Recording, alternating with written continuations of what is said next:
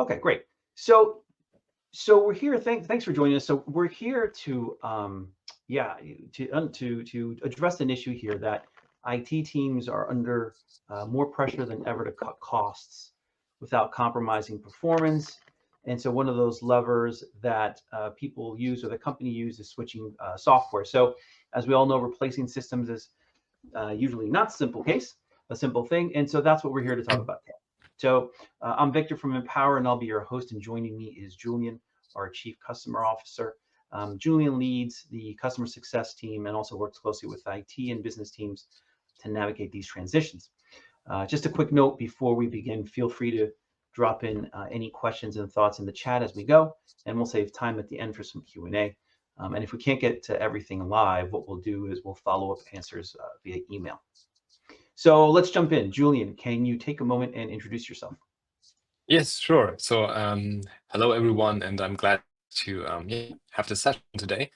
Like Victor said, I'm the CCO of Empower, and I'm responsible for several teams within the customer success department, including the onboarding team, who's responsible for helping our customers or becoming customers to during the transition phase to move from one software solution to replacing software solution.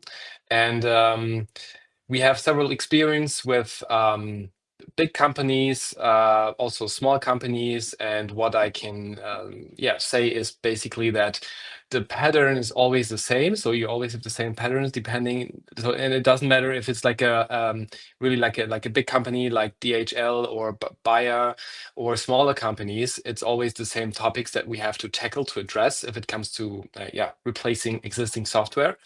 So we have quite of experience, and today I'm happy to give you some insights based on the experience that we made in the past.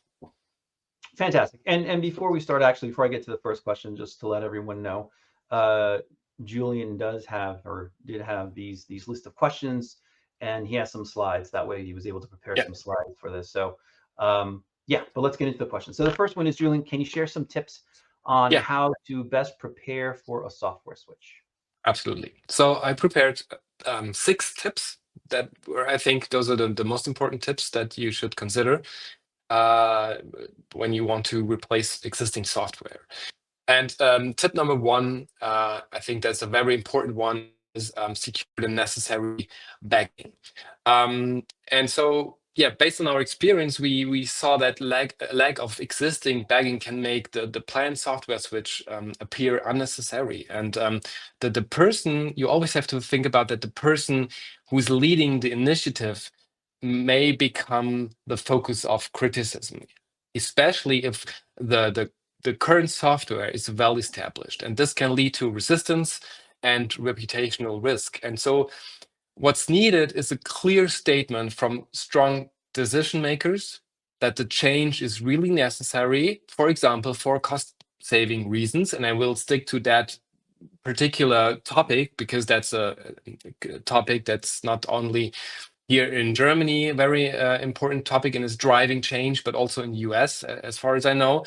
And so, this message should ideally come from influential leaders such as CIOs or CFOs or any other executive in a higher position, because then you get the full bagging and it's clear for everyone that this is a necessary change, right?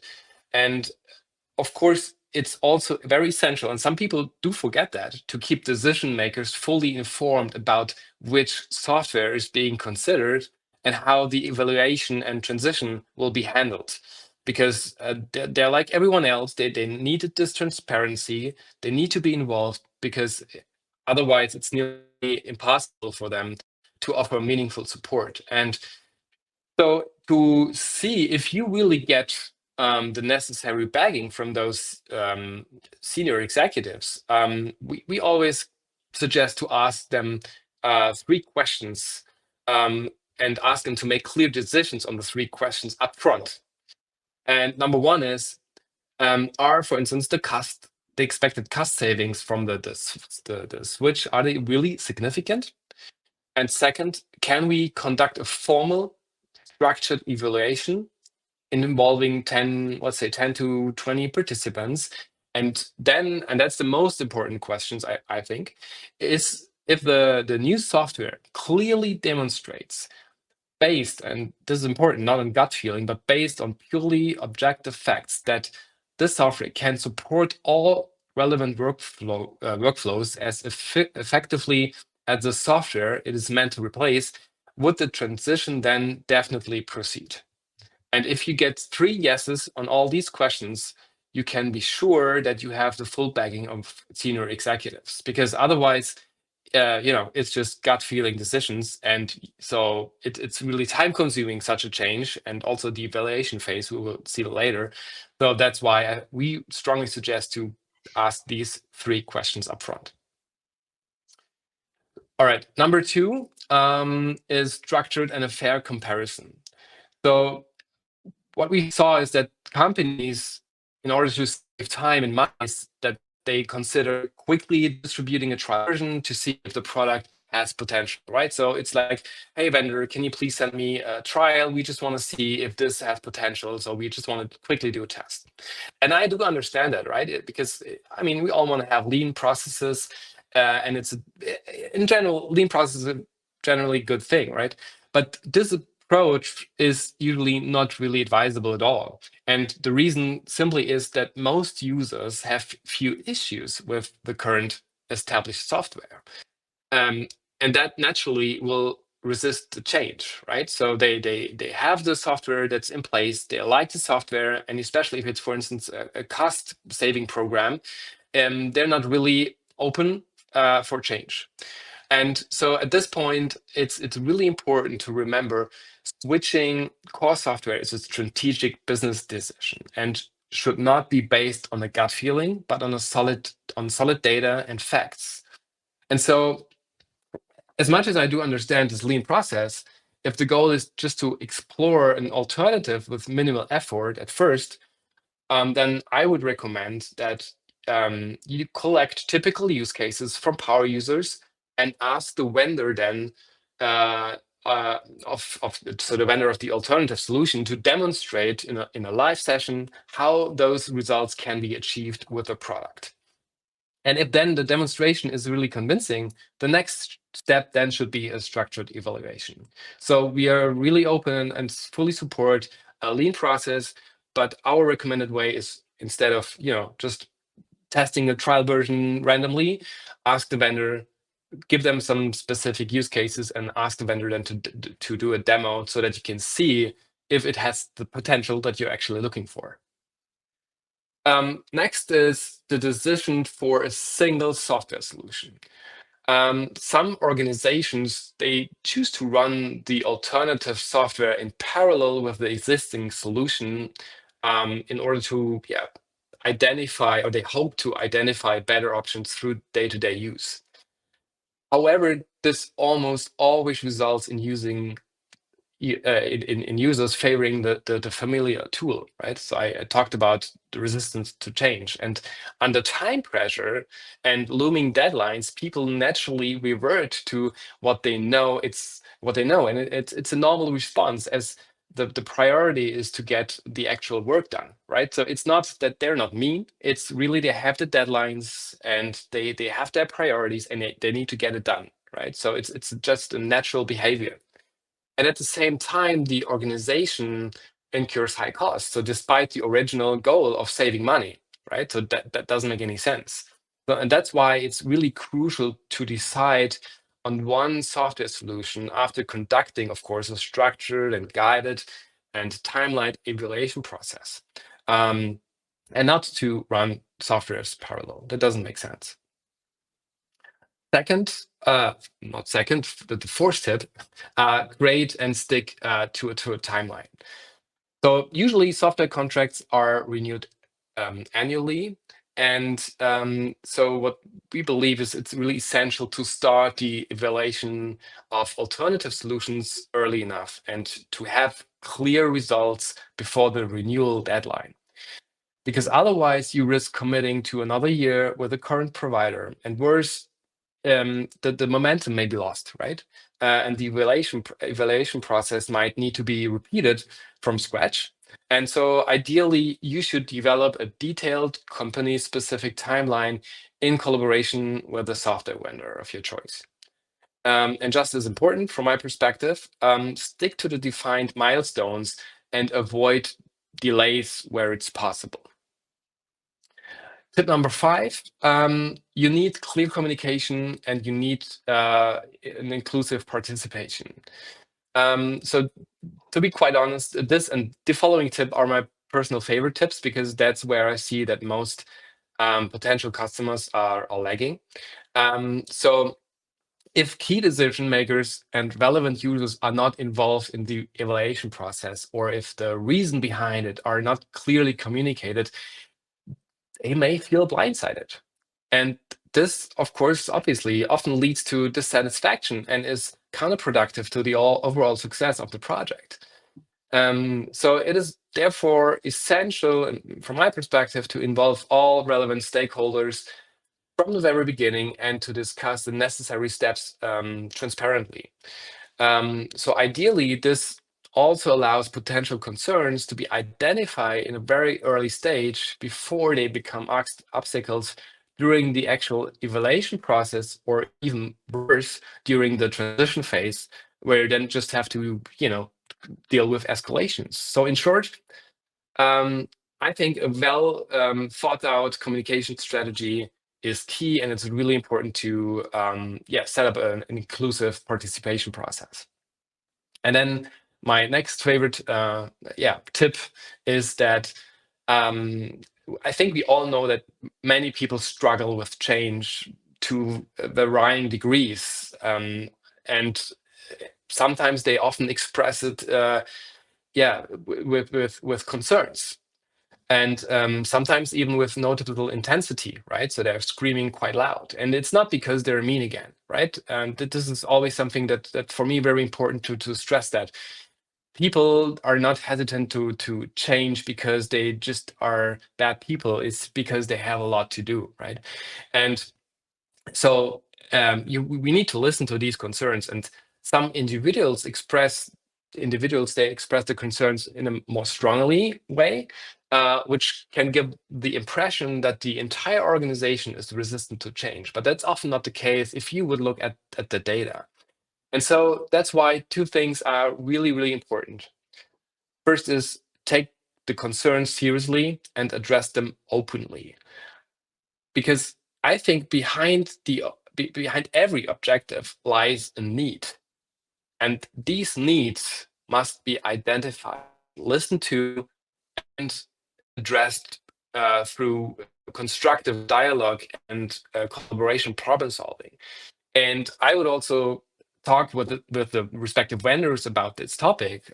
Do you have experience with that? Because if it comes to training at a later stage, you need software vendors with an onboarding team that also do not fight against people who are expressing concerns, but they drive a more inclusive approach and really trying to identify the needs lying behind it and then creating a strategy to address it. So engage early with the more outspoken critics, ideally in a very personal setting, so not up in front of a bigger audience. And in my experience, really, it's key to have a face-to-face conversation, because it's also building trust, right? So they really feel that someone is taking care, that someone listens, and that we are open to help. And to just give you an example, when we talk about common objectives, right? So I just brought two common objectives. I'm reading it to you right now. So number one is the company is saving money on the wrong place. There are much better cost-saving opportunities elsewhere, right? That's a typical response that we know.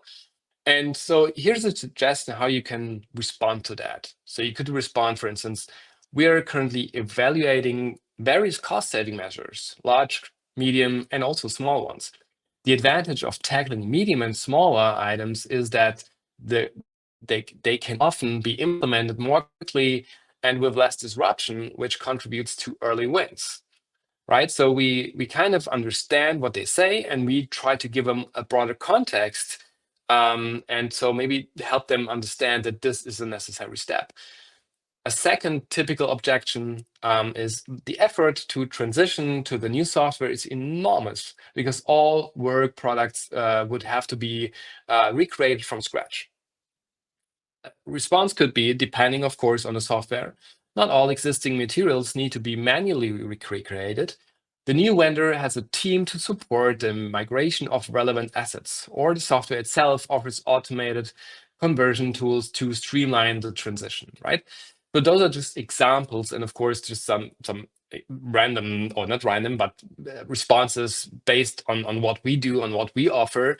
But those are typical replacements. It's they're questioning the reason, and they see, of course, the enormous workload that might come up with a software change, and so address it, take it serious, and trying to show a way out of it.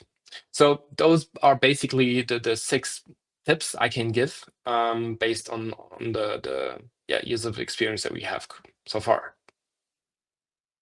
Great. So I have some notes, and I'm just going to summarize for everyone. I mean, it was those 6 were pretty in depth, but let's start with so if you're preparing for a switch, a couple of things is, one, let's treat it as a strategic project, not just a technical one.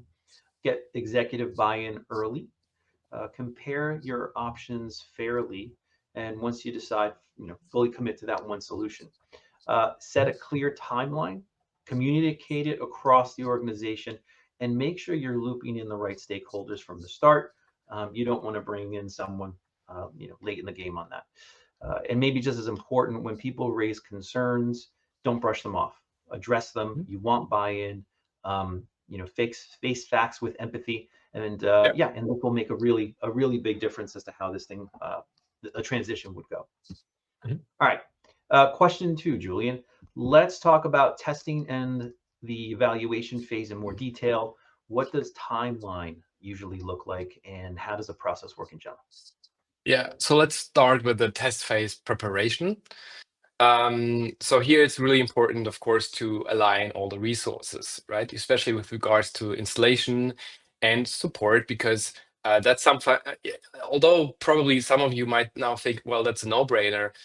The companies forget to involve their IT, and IT is key at this point, obviously, right? Again, it sounds like a no-brainer, but sadly, we often see that. So it involves them in a very early stage, because they really will appreciate it and will then support you. Then a task group should involve both, if you set up a task group, regular users and power users to get a realistic picture of the actual needs. So just having regular users is not enough, because that's just a part of the picture. And if you just would involve power users, you also have like the other end of the extreme, where you just have very specific, sometimes edgy use cases that doesn't represent the majority of the users. So find a good mixture of both of it, right? And so we usually recommend to have a setup with, I don't know, between 5 to, depending on the size, of course, of the company, and 5 and 50 users. And then, very important, if you have your task group, collect typical use cases and share these use cases with a vendor, because they need to understand the use cases, because if it then comes to the training, also within the test phase, they need to understand how to train the task group, right? So collect these use cases upfront and share them with the vendor. And then communicate the structure and process of the test phase clearly, so that everyone understands the framework and the expectations. We also found that it also sounds pretty straightforward, but sometimes we find test groups or individuals in test groups that do not understand, when do I get feedback, when do I ask questions, when do I start testing, what I'm supposed to test, so that needs to be clear. It needs to be outlaid in a very clear fashion, so that the structure and the process itself is really, really prominent and clear. And then set up a Microsoft Teams channel or any other platform, community platform, to enable communication among users and individuals expert team for additional support. So they can, exchange with each other and learn about best practices. And so this also helps you if you're the responsible person to free up some time, because otherwise you're the person that always needs to respond to any question. So let's create an open and friendly dynamic within a community channel where people can rely on each other and help out each other. So that's the everything I can give you insights about how we envision test phases, how to prepare it. So what I'm hearing, Mhm. is most sometimes you hear people just say, "Hey, I just want a trial," and that really isn't the case, right? It's almost as if it has to be a test phase with intent and structure around Exactly. it. So a couple of things that I have here kind of broken out is just so it's about it's not just about testing the software; it's about creating the right environment to evaluate properly, which means working with IT, assembling that focus group, and giving them clear guidance on what to look for and how to get feedback, keeping communication open throughout the process, and answering questions fast, so that way the users actually get a chance to test out the software, not try to figure it out, which is something completely different. And then at the end, just letting the data drive the decision, right? So that way it's somewhat impartial, if you will. All right. One question here. What about the evaluation form? What does something like that typically look like? I can imagine that it looks different in organizations. Yeah, so you need a specific form, and maybe if you don't mind, I would just talk about the test execution itself, where we also talk about the evaluation form. Sure. Right, so I just talked because I just talked about the preparation itself, which again is also key and very important to gather all stakeholders together, that you have a clearly outlined, structured process that's transparent to everyone. And so this is an important step. And then the text execution itself, you also find sometimes, not, sometimes kind of misunderstandings how this could look like. And I would, I will get back to your question, but let me just give you some context here.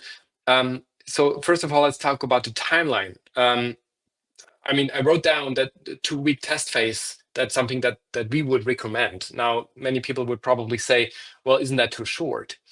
Now, think about what I said at the beginning, is that people have priorities. It's a no-brainer, right? So they have priorities, a lot of work to do. And so if you have and if you set up a test group with many individuals, then you have maybe also have reviling priorities, and different workloads that needs to be balanced. So if you have a good preparation and you say, you also plan a specific time that people can block their calendars, and then it's only for 1 or 2 weeks, then it's a very condensed time frame where people can be prepared, where they can, discard any meetings they have set up, or they can kind of organize their work around this intense timeline or this intense period of time.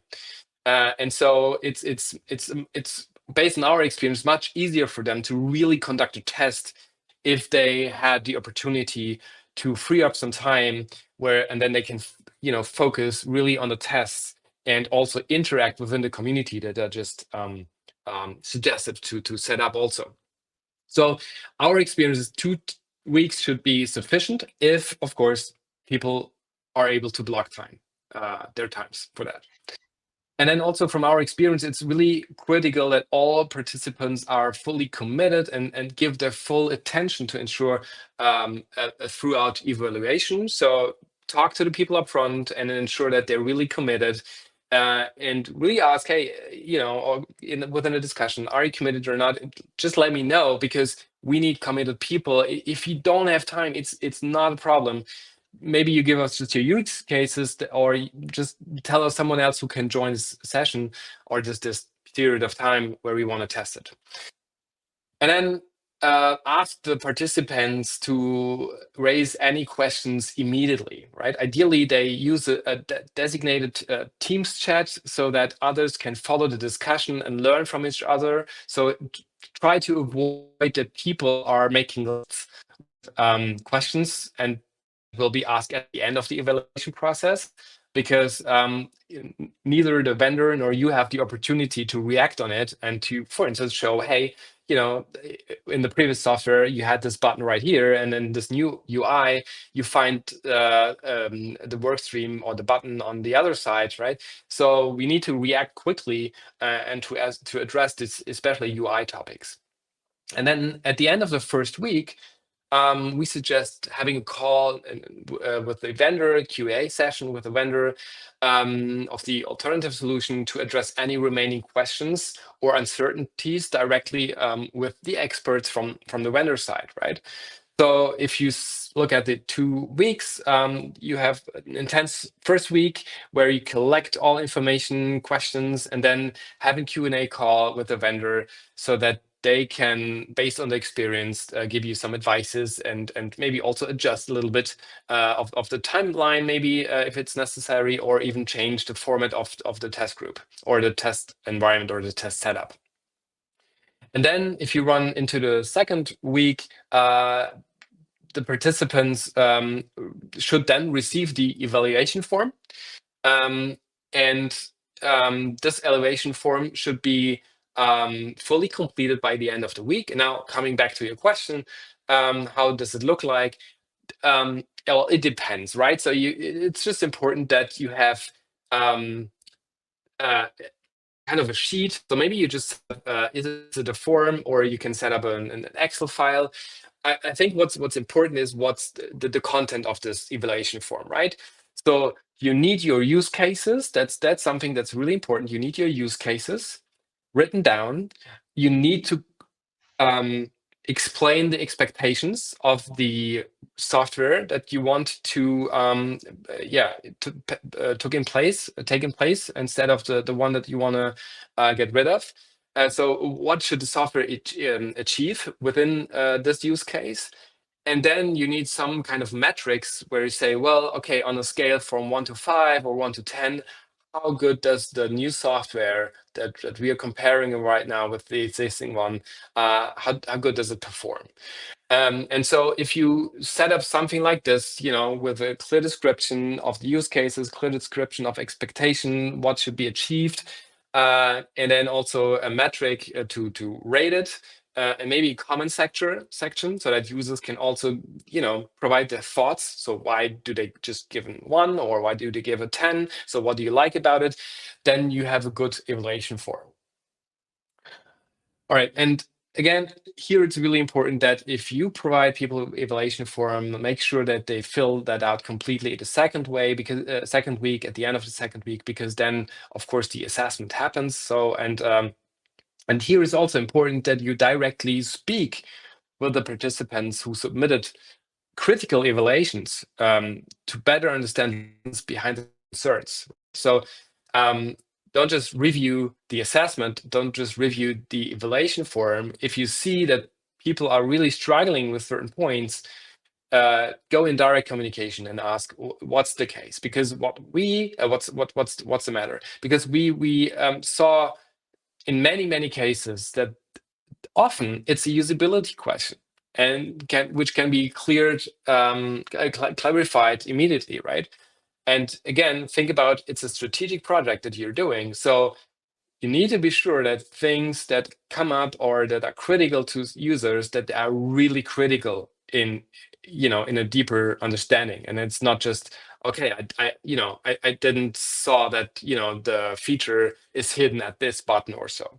So we want to avoid such scenarios. And then based on your decision and the outcome of the completed evaluation, you can continue with the transition. And I want to just remind you, you have now, your data, your facts, because you have your evaluation form and you had your commitment from executive leaders. And then based on this outcome, you should be good to proceed with the transition itself. Okay, great. Yeah. Just being conscious of time here. So Yeah. let's move on to the next question. So question 4, since software replacement doesn't happen every day, do you have some practical advice for managing change and ensuring a smooth process? Yeah, the transition. That's then the next critical part. I know I'm talking about many critical parts, but I think it's really the case.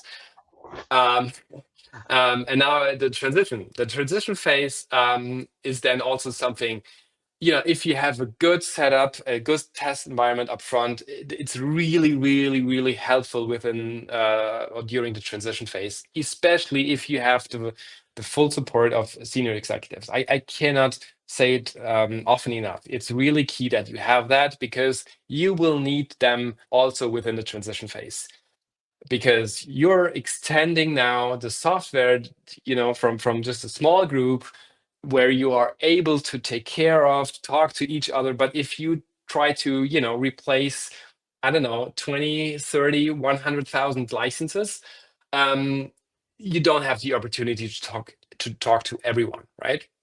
And so again, test preparation and test itself is really key. But let's talk about the transition itself. So once the decision has been made on the new software, then the process, so that's how we approach it, begins with a kickoff meeting.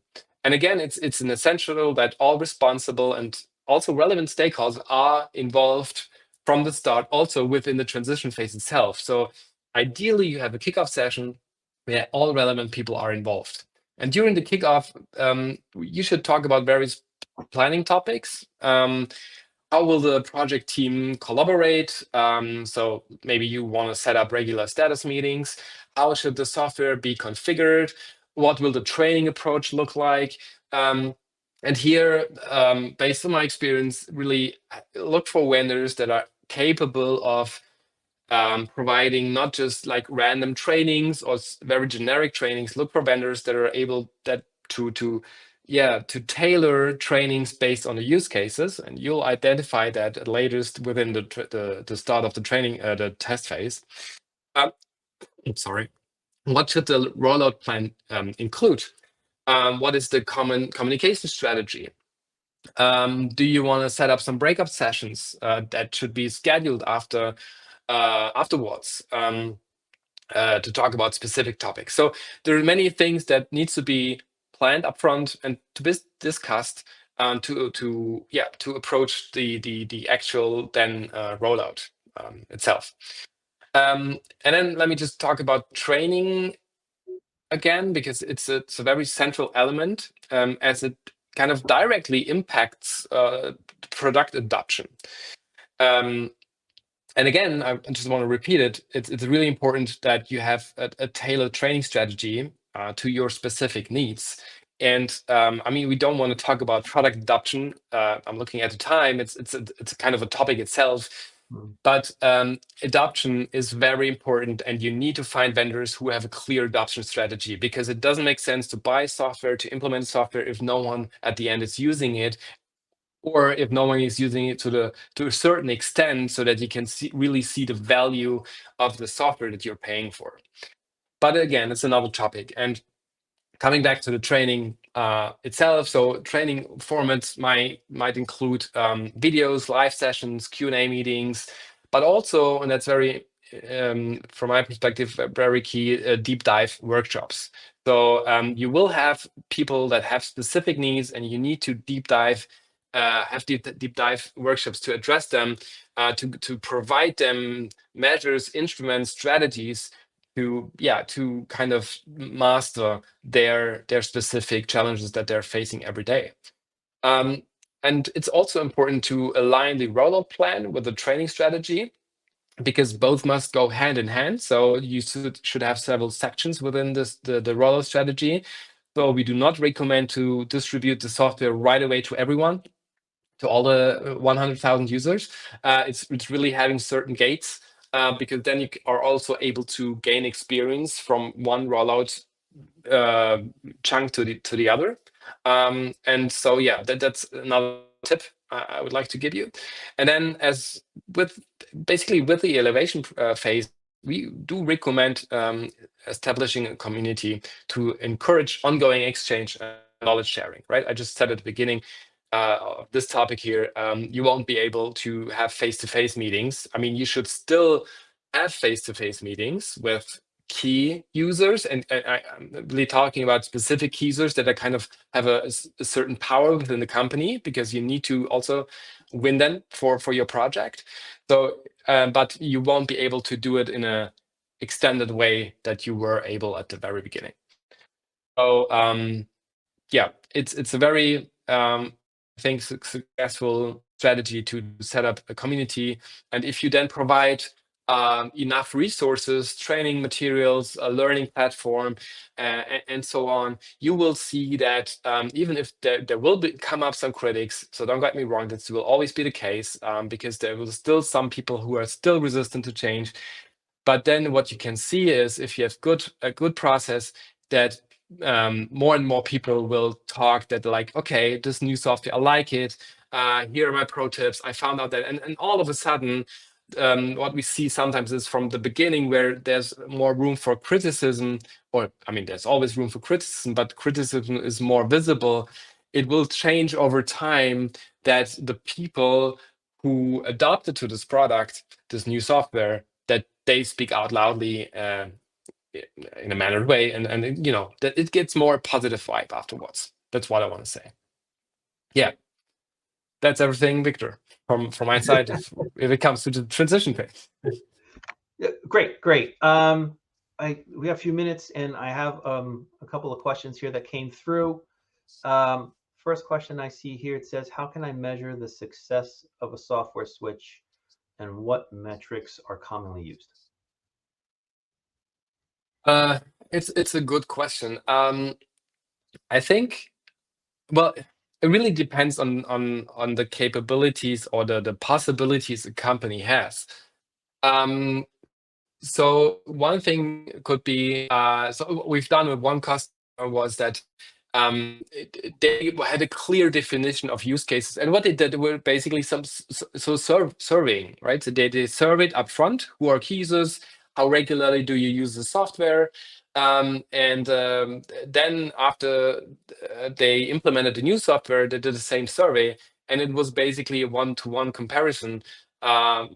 With this metrics, like, okay, how good is this software to master a certain use case, right? So then you have like the old one was like 1 to 5, and then they gave a 3, and the new software was a 4. So then you can see, well, it's kind of even improved.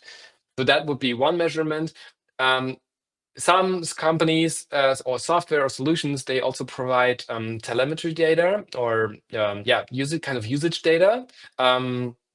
And so this can also give some indication. So when we talk about the adoption rate, for instance, I just can, give you some insights how we measure adoption. So we say someone is adopted if he's using the features of our solution more than 10 times within a month, right? Otherwise, it's not really having someone adopted. So it's not a direct comparison with how much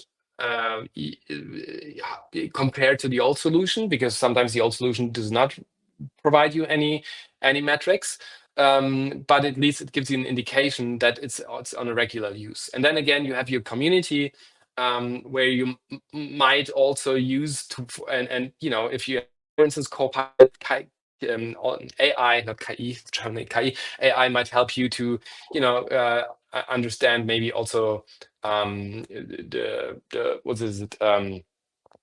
sentiment within the discussion. So I know it's not a perfect answer, because it's really depends on the possibilities that you have. Okay. We have time for one more question, and as a reminder, if we don't get to your question, we'll email you with the answer. But I like this question here. So, do you have any suggestions for a global rollout strategy? Because we do have global companies, and we know the challenges here. You have time zone challenges, you have cultural challenges. I think